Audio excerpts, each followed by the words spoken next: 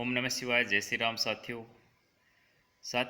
आज मैं समस्त मनुष्य मात्र को, चाहे आप किसी भी जाति धर्म से आते हैं या किसी भी अन्य कंट्री में रहते हैं, भारत के अलावा देश दुनिया में कहीं भी रहते हैं, किसी वर्ग संप्रदाय से आते हैं, आप एजुकेटेड हैं नहीं हैं, गरीब हैं अमीर हैं, बच्चे हैं बुज़ुर्ग हैं युवा हैं, और आपकी आर्थिक स्थिति कैसी है, आपकी सामाजिक स्थिति कैसी है, आपकी मनसा क्या है, आपका जीवन उद्देश्य क्या है, आपके शौक क्या हैं, आपके सपने क्या हैं, इन सब से ऊपर आज मैं एक धर्म विशेष की बात नहीं करके मानव धर्म जो सर्वोत्तम धर्म है उसके विषय में आपसे बात करूंगा कि कैसे एक मनुष्य मात्र के जो जीवन उद्देश्य है, यानी कि यहाँ पर रहते हुए, इस संसार में रहते हुए अच्छे कर्म करना, अच्छे कर्मों से अपने सपने पूरे करना, धर्म के मुताबिक अर्थ कमाना, फिर उस अर्थ से, उस रुपये पैसे से सुख सुविधाओं का भोग करना, काम की प्राप्ति करना, और फिर अंतिम उद्देश्य जो अपना है परमात्मा की प्राप्ति, उसके लिए पुण्य करना इस धरती पर रह करके, ये सब सभी धर्मों के लिए आवश्यक है, सभी जीव मात्र के लिए आवश्यक है।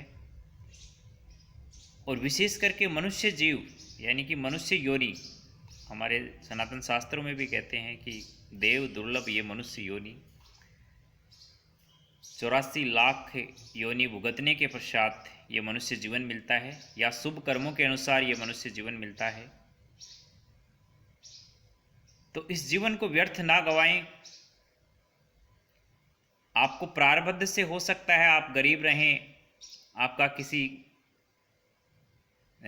विकट परिस्थितियों में आपका जन्म हो, भौगोलिक स्थिति ठीक नहीं हो, सामाजिक स्थिति ठीक नहीं हो, पारिवारिक स्थिति ठीक नहीं हो, या शारीरिक स्थिति भी ठीक नहीं हो, वो आपका प्रारब्ध है, आपके पिछले जन्मों के कर्म हैं। लेकिन भाग्य को बदला जा सकता है इस संसार में रहते हुए भी।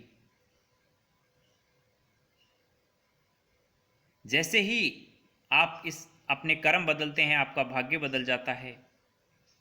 इसलिए दोस्तों, आपकी स्थिति जैसी भी है, अगर आप चाहते हैं यहाँ पे सर्व सुखों को भोगना और उस परमात्मा को प्राप्त करना, तो आप चाहे किसी भी धर्म के हैं, किसी भी देश के हैं, छोटे छोटे मैं उपाय आपको बता रहा हूँ, वो आप करना ज़रूर। चाहे आप मंदिर जाना, चाहे नहीं जाना रोज़,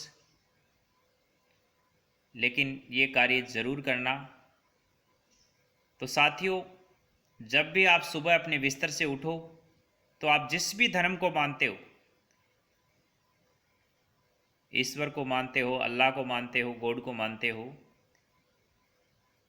उसका सबसे पहले सुबह उठते ही धन्यवाद देना, उसका शुक्रिया कहना, उसका थैंक यू कहना कि हे भगवान, आपने मुझे सुबह जीवित रखा, इसके लिए बहुत बहुत आपका धन्यवाद। और इस धरती माँ को प्रणाम करना, जिस जन्मभूमि में आप रहते हो या जिस कर्म भूमि में आप कर्म करते हो, उसको नमन करना और अपने दिन की शुरुआत करना पानी पी करके, जल देवता को प्रणाम करके। और जब भी अपने घर से जाओ तो अपने परमात्मा को, यानी कि जो भी आपका इष्ट है, उसको नमस्कार करके, उसका धन्यवाद लेकर के, उसका आशीर्वाद लेकर के जाना। और ज़िंदगी में दया और क्षमा करना सीखना,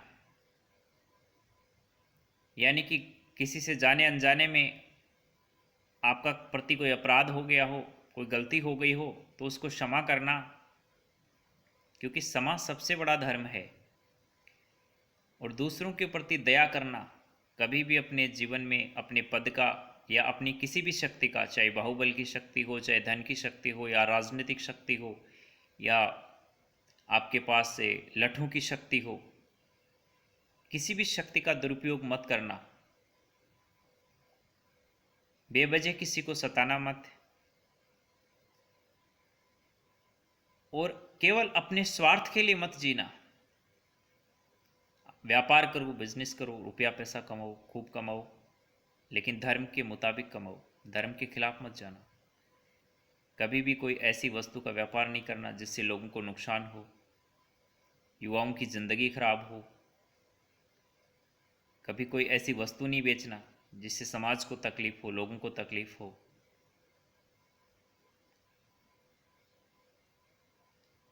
कभी किसी का निरादर नहीं करना। आदर सत्कार भले ही आप कर सको या नहीं करो। ऐसा नहीं है कि जैसे आपके दूसरे धर्म का व्यक्ति मिल रहा है या कोई है तो उसको लूटना, उसको डराना, उसको धमकाना, ऐसा नहीं करना। क्योंकि सबसे बड़ा जो धर्म है वो मनुष्य हिताई धर्म है, मानव धर्म है। हमारा भौगोलिक परिस्थितियों के आधार पे या सनातनी परंपरा के आधार पे हमारे अलग अलग मजहब, पंथ, संप्रदाय हो सकते हैं, लेकिन मनुष्यता को जो धर्म है वो सबसे ऊपर है, सर्वोपरि है। क्योंकि उस परमात्मा को प्राप्त करने के लिए आपको मनुष्य धर्म का पालन जरूर करना पड़ेगा। बेशक आप हिंदू हो, मुसलमान हो, ईसाई हो या अन्य किसी धर्म को मानने वाले हो, लेकिन अगर आप मनुष्य धर्म को नहीं मानते हैं, मनुष्यता धर्म का आप उपहास करते हैं, उसका निरादर करते हैं, उसका पालन नहीं करते हैं, तो आपको मोक्ष को प्राप्ति नहीं होगी। क्योंकि ये संसार जो है कर्म से चलता है। यहाँ पर जैसे आप कर्म करेंगे वैसे आपको परिणाम भुगतना ही होगा। चाहे आप कितना ही पूजा भक्ति करो, रोज़ मंदिर जाओ, रोज़ अपने आराध्य की सेवा करो, लेकिन अगर आप यहाँ पे अपने कर्म अच्छे नहीं रख रहे हो तो फिर आपको जो भाग्य है वो भी आपका अच्छा नहीं होगा। सुख सुविधाएं होंगी, आप देखना अपने आसपास लोगों के पास करोड़ों अरबों रुपया है लेकिन कोई खाने वाला नहीं है। प्रॉपर्टी लाखों करोड़ों रुपए की है, जिंदगी भर विवाद में उलझी रहती है, कोर्ट केसेज के चक्कर पड़े रहते हैं। घर में 4 लोग हैं, ठीक से सो नहीं पाते हैं, नींद नहीं आती लोगों को। तो कर्म मत बिगड़ने देना, ध्यान रखना। क्योंकि हालात गलत हो सकता है, स्थिति कमज़ोर हो सकती है, बदल जाएगी समय के साथ। क्योंकि जब संसार बदलता है, समय बदलता है, तो समय के साथ सब कुछ बदलता है। इसलिए सुख में उछलना नहीं, दुख में घबराना नहीं। हमारे भगवान कृष्ण भी कहते हैं कि कर्म करो, तुम फल की चिंता मत करो। सुख और दुख में संभाव रहो, खुद को संभालने की कोशिश करो। कोशिश करो कि तुम खुश रहो, दुख में भी हंसना सीखो। दिल का दर्द चेहरे पे साफ नज़र नहीं आना चाहिए, चेहरे पे हमेशा खुशी रहनी चाहिए। जो माथे का लोड है वो भी आपके चेहरे पे नहीं आना चाहिए। चाहे बिजनेस की प्रॉब्लम हो, चाहे फैमिली की प्रॉब्लम हो, चाहे शारीरिक कोई स्थिति हो, रोग की समस्या हो, वो आपके चेहरे पे नज़र नहीं आनी चाहिए। हमेशा खुश रहो और चेहरे पे हमेशा देखो। और जब भी अपना मुख खोलो तो हमेशा मीठा बोलने की कोशिश करो, चाहे सामने शत्रु ही क्यों ना हो, राम राम करो। उसके भी प्रति कोई द्वेष भाव मत रखो, मित्रता का भाव रखो। व्यक्तिगत दुश्मनी अलग होती है, शत्रुता अलग होती है, उससे सावधान रहने की आवश्यकता है, सतर्क रहने की आवश्यकता है, लेकिन उस सब से बदला लेने की कभी मत सोचो। क्योंकि उसके कर्म बिगड़ रहे हैं तो उसका भाग्य ऑटोमेटिक बिगड़ जाएगा, वो तो ऑटोमेटिक ही उसका विनाश हो जाएगा। आपको कुछ करने की आवश्यकता नहीं है। आप तो बस परमात्मा का ध्यान करो, भजन करो, अपने नियत कर्म करते रहो, काम धंधा करते रहो, आगे बढ़ते रहो। किसी की लाइन काटने के बजाय अपनी लाइन को आगे बढ़ाते रहो, वो तो बहुत पीछे रह जाएगा। उसको मात दीजिए, किससे? अपनी बुद्धि से, अपनी चातुर्य से, अपने काम धंधे को इतना आगे बढ़ा दीजिए कि वो बहुत पीछे रह जाए।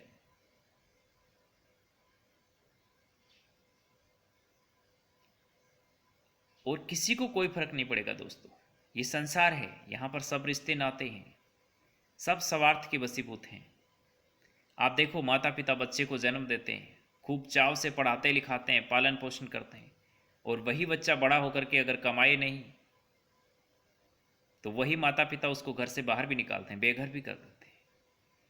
और जैसे बच्चा बचपन में अपने माता पिता से बहुत प्यार करता है, कहीं भी उसको तकलीफ होती है माँ के आंचल में जाके छुप जाता है, लेकिन जैसे ही बच्चा बड़ा होता है तो उसको माँ का आंचल अच्छा नहीं लगता, फिर इसको किसी अन्य स्त्री की गोद अच्छी लगती है। अपनी गर्लफ्रेंड समझ लो, पत्नी समझ लो। फिर वो माँ का भी साथ छोड़ देता है किसी दूसरी स्त्री का साथ पाने के लिए। और बुढ़ापे में वो अपने बच्चों की खातिर, अपनी पत्नी की खातिर, अपने माँ बाप को भी छोड़ देता है। तो स्थायी नहीं है इस संसार में, ना धन स्थायी है, ना रिश्ते स्थायी हैं, ना ये संसार स्थायी है।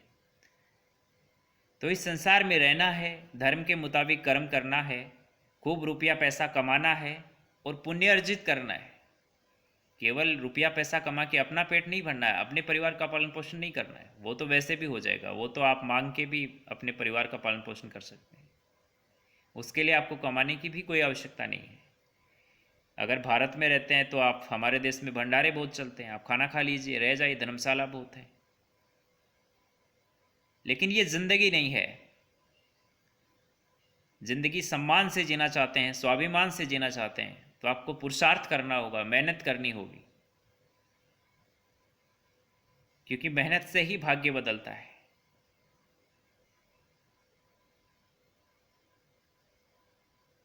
इसलिए खूब मेहनत करो, खूब शिक्षा हासिल करो, पढ़ो लिखो, औरों को पढ़ाओ, खूब काम धंधा करो, खूब अच्छे से बिजनेस करो और खूब सुख सुविधाओं का भोग करो, मस्त रहो। किसी को दुखी मत करो, किसी को कड़वा मत बोलो, किसी का अनादर मत करो। फिर चाहे आप अपने मंदिर जाओ रोज़ या नहीं जाओ, आपका घर ही मंदिर बन जाएगा, आपका मन ही मंदिर बन जाएगा और आपको मोक्ष ही मिलेगा। जब आप जाओगे तो यमराज आपको लेने नहीं आएगा, स्वयं परमात्मा के जो दूत हैं वो आपको लेने आएंगे और आपका स्वागत सत्कार होगा स्वर्ग में, महास्वर्ग में और उस परमात्मा के धाम में। इसलिए अपने रुपये पैसे से दान करो। अब ऐसा नहीं है कि दान जितना कमाते हो पूरा ही दान कर दो। कुछ लोगों को पता नहीं है, पाखंडी गुरुओं के चक्कर में पड़ जाते हैं, पूरा का पूरा धन संपत्ति दान कर देते हैं। नहीं मेरे भाई, शास्त्रों में कहा गया है कि जितना आप कमाते हैं उसका 2% से लेकर 10% तक आप दान कर सकते हैं। जो नॉर्मल काम वूम करता है उसको 2% दान करना चाहिए। जो इसका बिजनेस बहुत बड़ा है, नेशनल इंटरनेशनल लेवल का बिजनेस है, उसको 10% अपनी संपत्ति का दान करना चाहिए। जो कोई गवर्नमेंट सर्वेंट है, सरकार में बड़े अफसर, मतलब बड़े पद पे नौकरी करता है, या कोई मंत्री है, संतरी है, उसको 5% अपनी संपत्ति का दान करना चाहिए। इससे ज़्यादा दान व्यर्थ है और दान हमेशा सुपात्र को करना चाहिए। आप किसी को लाखों करोड़ों रुपया दान दे रहे हैं तो उसको ध्यान रखिए कि वो उस पैसे का क्या उपयोग कर रहा है। बहुत बड़े बड़े उद्योगपति होते हैं, बड़े बड़े अरबपति होते हैं, वो दान कर देते हैं कि उनके पास समय नहीं होता व्यक्तिगत रूप से किसी को सेवा देने के लिए, जैसे भंडारा करने के लिए या किसी रोगी को दवा दिलाने के लिए, किसी को एजुकेशन देने के लिए, शिक्षा देने के लिए, किसी को खाना कपड़ा बांटने के लिए। तो वो जो संस्थाएं काम में लगी होती हैं उनको दान दे देते हैं। अब कुछ पाखंडी लोग होते हैं जो साधु के भेष में क्या होते हैं, गुंडे होते हैं, अपना कारोबार चलाते हैं, धर्म का कारोबार धंधा करते हैं। तो ऐसे लोगों को एक पैसा भी दान मत करो। ज़रूर ध्यान रखो कि आप जिसको दान दे रहे हो उस पैसे का कर क्या रहा है, जन कल्याण के लिए वो क्या कार्य करता है, केवल अपनी मौज मस्ती ही करता है या समाज की सेवा करता है उस पैसे से। और एक काम हमेशा करना जीवन में, अपने वजन के बराबर 12 महीने में एक बार अनाज का दान करना। जो भी अनाज आप खाते हो, गेहूं है, चावल है, जौ है, चना है, चाहे तो गौशाला में दान कर देना, चाहे तो किसी को गरीब को जो उसके घर में नहीं है, पर्याप्त अनाज होता नहीं है, उसको दान कर देना, चाहे तो अपने घर के किसी नौकर को दान कर देना। लेकिन ज़रूर अपने वजन के बराबर आपको 12 महीने में एक बार अनाज ज़रूर दान करना। देखना फिर आपका भाग्य कैसे बदल जाएगा। कहते हैं ना, विधि का विधान नहीं बदलता, लेकिन फिर आपके लिए वो विधाता विधि का विधान भी बदल देगा। आप हमेशा सुखी रहोगे, हमेशा स्वस्थ रहोगे और जब तक आपके शरीर में प्राण रहेगा तब तक आपको कोई तकलीफ नहीं होगी। आप 90-100 साल की उम्र में भी बिल्कुल अपना काम ठीक से कर पाओगे, बिना बैसाखी के चल पाओगे। आपकी आंखें ठीक से काम करेंगी, कान ठीक से काम करेंगे, शरीर का हर पार्ट ठीक से काम करेगा, क्योंकि वो विधाता फिर आपको कोई परेशानी होने नहीं देगा। क्योंकि वो अगर चाहे जो दुनिया बना सकता है वो आपकी ज़िंदगी नहीं बना सकता क्या? वो आपकी ज़िंदगी एक सेकंड में बदल देगा और बना भी देगा। उसके लिए भाग्य बदलना कोई बड़ी बात नहीं है, नसीब बदलना कोई बड़ी बात नहीं है। इसलिए ऐसा मत सोचना कि आपका नसीब खराब है, नहीं, आपके कर्म खराब हैं। आप अपने कर्मों को सुधार लेना, वो आपके नसीब को बदल भी देगा, सुधार भी देगा और आपका जीवन स्तर अच्छा भी कर देगा और आपको अंत में मोक्ष भी दे देगा। परमात्मा के दर्शन भी हो जाएंगे और साक्षात्कार भी हो जाएगा और परमात्मा की प्राप्ति भी हो जाएगी। धन्यवाद। जय हिंद, जय भारत।